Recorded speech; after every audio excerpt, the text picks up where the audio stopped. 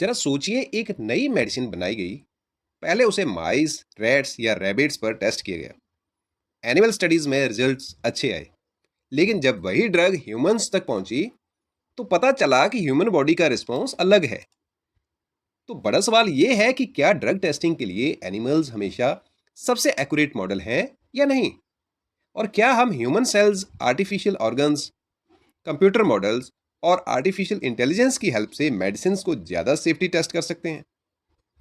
यहीं से आता है आज का fascinating topic, non animal testing, यानी ऐसी साइंटिफिक टेस्टिंग जिसमें एनिमल्स की जगह ह्यूमन रेलिवेंट मॉडल्स और एडवांस्ड टेक्नोलॉजीज का इस्तेमाल किया जाता है। सबसे पहले हम समझते हैं नॉन एनिमल टेस्टिंग क्या होती है। सो ट्रेडिशनल बायोमेडिकल रिसर्च में लैब एनिमल्स का उपयोग टॉक्सिसिटी, सेफ्टी, फार्मेकोलॉजी और डिसीज रिसर्च के लिए लंबे समय से होता आया है। लेकिन समस्या ये है कि माउस एक छोटा ह्यूमन नहीं है। अब माउस का metabolism, immune system, gene expression और फिजियोलॉजी कई मामलों में ह्यूमन से बिल्कुल अलग हो सकती है, और इसीलिए कोई कंपाउंड एनिमल में सेफ दिखे तो ये गारंटी नहीं कि वह ह्यूमन में भी सेफ होगा। और इसी लिमिटेशन को एड्रेस करने के लिए डेवलप हो रहे हैं न्यू अप्रोच मेथोडोलॉजीज, यानी NAMS। इनमें शामिल है in vitro human cell culture, organoids, organ on chip, computational modelling, artificial intelligence, 3D tissue models और एडवांस्ड इमेजिंग। लेकिन एक इंपॉर्टेंट क्लैरिफिकेशन, आज भी एनिमल स्टडीज को हर एंगल के और हर प्रकार के बायोमेडिकल रिसर्च में पूरी तरह रिप्लेस नहीं किया गया। ट्रांजिशन धीरे धीरे हो रहा है और रेगुलेटरी वैलिडेशन बहुत इंपॉर्टेंट है। एनिमल्स को रिप्लेस करने की जरूरत जो है वो क्यों पड़ी? अब इसके लिए हम थोड़ा सा और डीप में जाते हैं। तो पहला है एथिक्स। साइंस में जो पॉपुलर 3 R's प्रिंसिपल है, पहला है रिप्लेसमेंट, फिर है रिडक्शन और तीसरा है रिफाइनमेंट। रिप्लेसमेंट का मतलब है कि जहां साइंटिफिकली पॉसिबल हो एनिमल्स की जगह ऑल्टरनेटिव मेथड्स, और रिडक्शन मतलब मिनिमम नंबर ऑफ एनिमल्स का यूज हो, और रिफाइनमेंट ऐसी टेक्निक्स जिनसे पेन और डिस्ट्रेस कम हो जाए।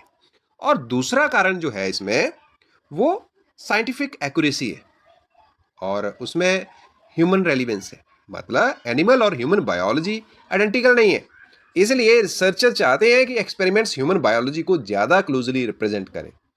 और तीसरा कारण है स्पीड एंड स्केलेबिलिटी।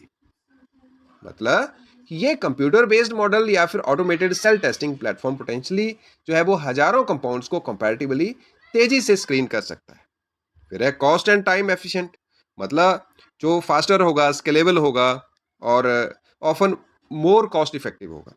तो रेगुलेटरी एंड ग्लोबल ट्रेंड भी है। तो many countries and agencies are phasing out animal based test. तो धीरे धीरे जो है वो एनिमल बेस्ड टेस्ट को वो हटा रहे हैं। अब टेक्नोलॉजी कैसे बदल रही है, इसके बारे में हम बात कर लें। तो सबसे interesting science and technology angle देखें तो ऑर्गन ऑन अ चिप। मतलब क्या है कि नाम सुनकर ऐसे लगता है कि पूरा लिवर या हार्ट किसी कंप्यूटर चिप के अंदर डाल दिया गया है। ऐसा बिल्कुल नहीं है। ये छोटे माइक्रोफ्लूइडिक डिवाइसेस होते हैं जिनमें ह्यूमन सेल्स को ऐसे एनवायरनमेंट में ग्रो कराया जाता है जो किसी ऑर्गन की जो इंपॉर्टेंट बायोलॉजिकल कंडीशन है उसको मिमिक कर सके। और इसके उदाहरण के लिए liver on a chip drug toxicity समझने में हेल्प कर सकती है, या फिर lung on a chip renal toxicity जो कि रेस्पिरेटरी रिसर्च में यूजफुल हो सकता है। Kidney on a chip renal toxicity और ड्रग ट्रांसपोर्ट स्टडी करने में हेल्प कर सकती है। अगर हम ऑर्गेनोइड्स पे आए तो ऑर्गेनोइड्स ह्यूमन स्टेम सेल्स या फिर टिश्यू ड्राइव्ड जो सेल्स हैं उससे डेवलप होते हैं। ये छोटे 3D सेलुलर स्ट्रक्चर होते हैं जो किसी ऑर्गन की कुछ प्रॉपर्टीज रिप्रोड्यूस कर सकते हैं, जैसे ब्रेन ऑर्गेनोइड्स हो गया या फिर इंटेस्टाइनल ऑर्गेनोइड्स हो गया, लिवर ऑर्गेनोइड्स हैं। और उसके बाद अगर हम बात करें तो 3D बायो प्रिंटिंग की, ये टेक्नोलॉजी है 3D बायो प्रिंटिंग। यहाँ सेल्स और बायो मटेरियल को यूज करके जो है वो 3 डायमेंशनल टिश्यू लाइक स्ट्रक्चर जो है वो तैयार किए जा सकते हैं, और फ्यूचर में ये पर्सनलाइज्ड ड्रग टेस्टिंग में बहुत इंपॉर्टेंट रोल प्ले कर सकते हैं। फिर AI और मशीन लर्निंग की बात करें तो इसमें सपोज हमारे पास हजारों केमिकल्स का मॉलिक्यूलर डाटा है और प्रीवियस टॉक्सिसिटी डाटा है। अब AI मॉडल्स जो है वो पैटर्न्स आइडेंटिफाई करके प्रिडिक्ट करने की कोशिश कर सकते हैं कि कोई नया मॉलिक्यूल पोटेंशियली टॉक्सिक हो सकता है या नहीं। तो इसे ब्रॉडली इन सिलिको टेस्टिंग से जोड़ा जा सकता है। और फिर हम हाई थ्रोपुट स्क्रीनिंग की बात भी कर सकते हैं। तो इसमें क्या है, जहां ऑटोमेटेड सिस्टम्स एक साथ बड़ी संख्या में कंपाउंड्स को सेल्स या बायोकेमिकल टारगेट्स के अगेंस्ट स्क्रीन कर सकते हैं।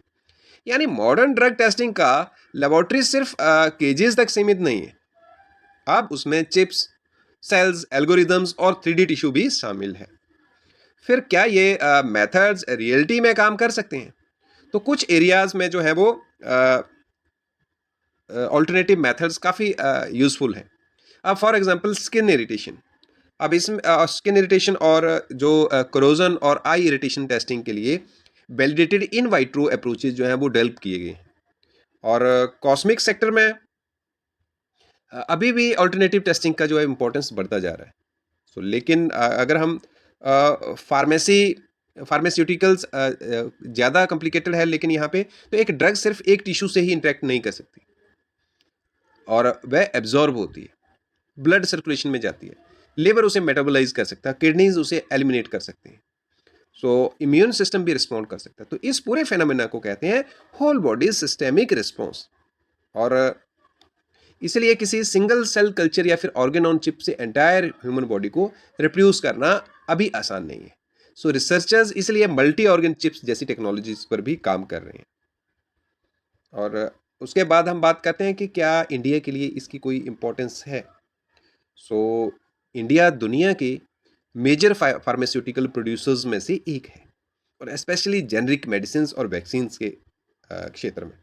सो यहाँ पे अगर हम देखें तो advance non animal testing technologies India के लिए सिर्फ एनिमल वेलफेयर का मुद्दा ही नहीं है, बल्कि यह biotechnology, pharmaceutical competitiveness, regulatory science और इनोवेशन इकोसिस्टम का भी एक सब्जेक्ट है।